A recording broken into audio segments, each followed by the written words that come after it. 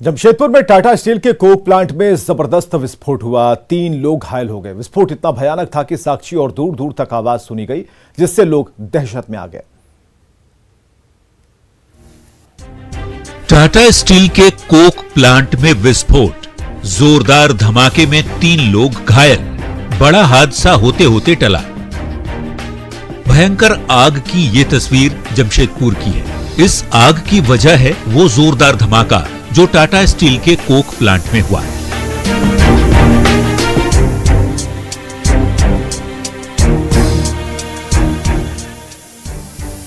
सुबह के 10 बज रहे थे। टाटा स्टील के कोक प्लांट में सब लोग अपनी ड्यूटी कर रहे थे। तभी प्लांट के बैटरी नंबर 5, 6 और 7 के बीच धमाका हुआ।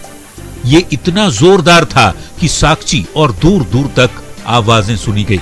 धमाके में 3 लोग जख्मी हुए, जिसमें एक ठेका कर्मी की हालत ज्यादा गंभीर बताई जाती है। उसका टीएमएच अस्पताल में इलाज चल रहा है। बताया जा रहा है कि बैटरी नंबर 5, 6, 7 के गैस लाइन में हॉट जॉब यानी गैस कटिंग और वेल्डिंग का काम हो रहा था।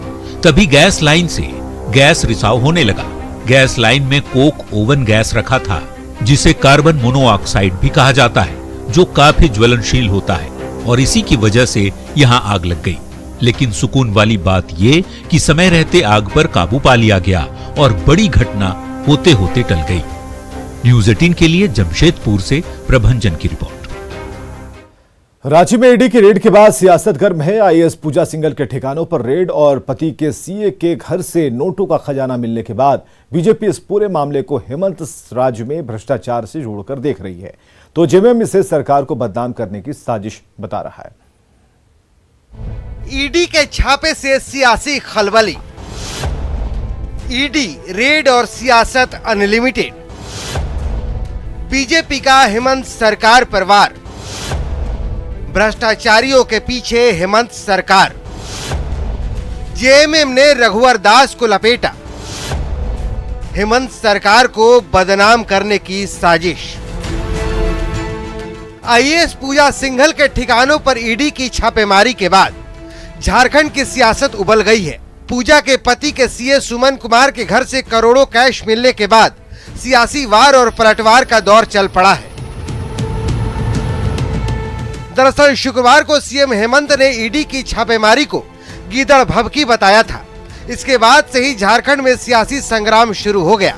आज प्रदेश बीजेपी के अध्यक्ष ने सीएम हेमंत के खिलाफ मोर्चा संभाला और आरोप लगाया कि झारखंड की सरकार भ्रष्टाचारियों के साथ खड़ी है। ये सब गीदड़ भभकी है, ये हम लोग अपवाद नहीं है। आज के दिन में जो राजनीतिक परिभाषा भारतीय जनता पार्टी गढ़ने का प्रयास कर रही है,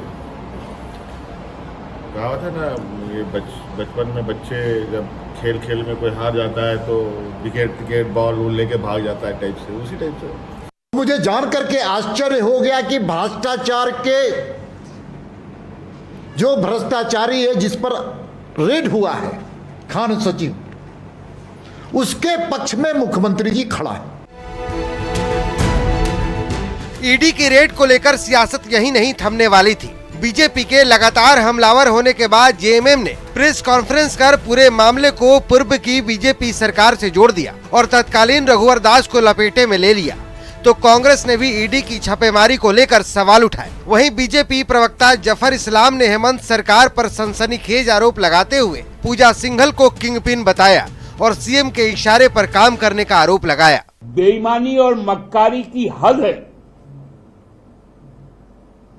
कि जो भारतीय जनता पार्टी के शासन काल में जो भ्रष्टाचार हुए, उस पे कंप्लेन हुआ, उसकी जब जांच अभी हो रही है 14 साल के बाद, तो उसमें हेमंत सरकार को जोड़ा जा रहा है। भ्रष्टाचार में शामिल रही थी जो पदाधिकारी, चाहे वो मनरेगा से हो और मोमेंटम झारखंड तक, उसको बचाने का काम पूर्व मुख्य सचिव राजबाला वर्मा जी और पूर्व मुख्यमंत्री रघुवर दास जी ने किया था। मैं ये पूछना चाहता हूं कि क्या दीपक प्रकाश जी को रघुवर दास जी की ईमानदारी के ऊपर कोई संदेह है?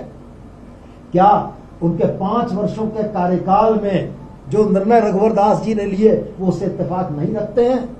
और अगर यह परिस्थिति है तो उनको यह जनता को बताना चाहिए था कि मनरेगा के मामले में हुई कार्रवाई को खान के मामले से जोड़कर हेमंत सरकार की जिस छवि को खराब करने का उन्होंने प्रयास किया है, जनता तमाम चीजों को देख रही है। सिर्फ गैर जो भाजपा सरकार वाले राज्य हैं, क्या उन्हीं जगह सिर्फ भ्रष्टाचार है कि पूरे देश में इस तरह की भ्रष्टाचार की बातें हैं?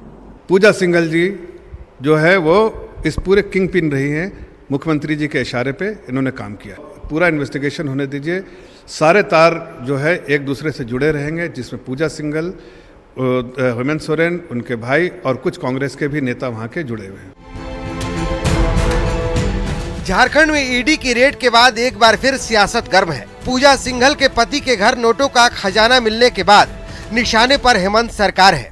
पहले से ही भ्रष्टाचार के मामलों में घिरी हेमंत सरकार की मुश्किलें कम होती नहीं दिख रही हैं। रांची से न्यूज़ 18 के लिए ओम प्रकाश और अविनाश की रिपोर्ट। और देखते हैं झारखंड 2020।